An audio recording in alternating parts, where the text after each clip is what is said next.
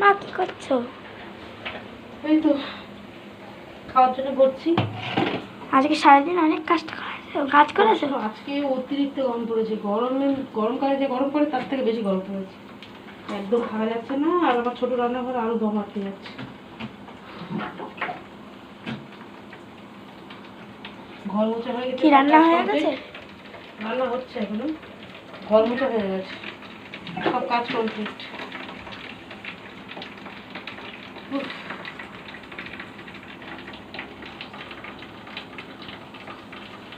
আজকে পাপার ওখানে অনেক গরম ছিল। পাপার ওখানে এত গরম ছিল, পাপার কাছে থাকতে পারিনি, চলে এসেছি। পাপার ওখানে গেছে, চলে এসেছি সঙ্গে সঙ্গে। পাপা আজকে জব্দ হয়ে গেছে।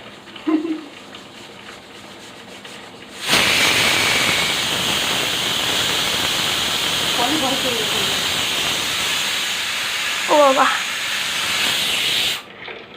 দুজনে আরামসে ঘুমাচ্ছে।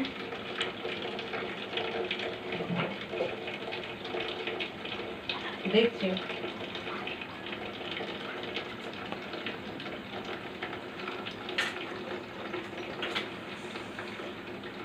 আস্তে দিই গ্যাসটা।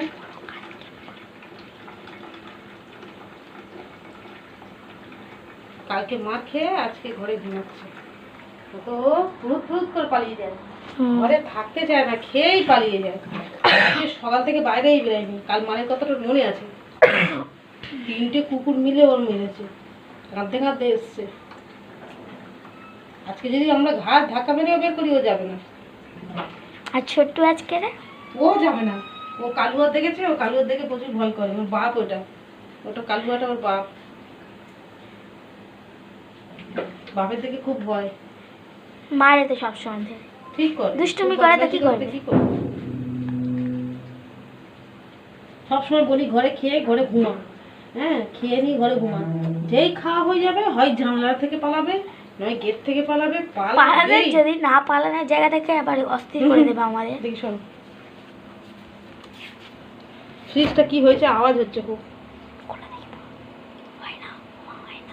আওয়াজ হচ্ছে না? না, এই তো আলমারির মতন। এটা আওয়াজ হয়? দেখো না, ওটা আওয়াজ হবে না, আওয়াজ হবে না। চলো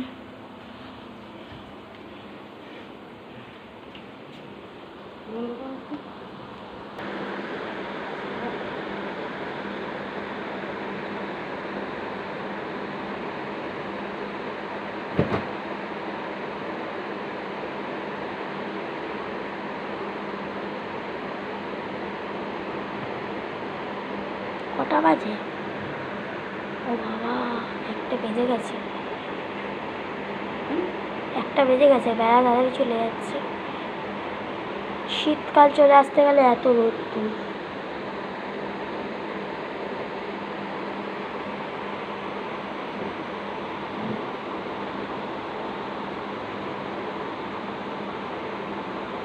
জানলা থেকে রোদ্দুর ঢুকতে পারি না, এত রোদ্দুর যে ঘরও মানে অস্থির।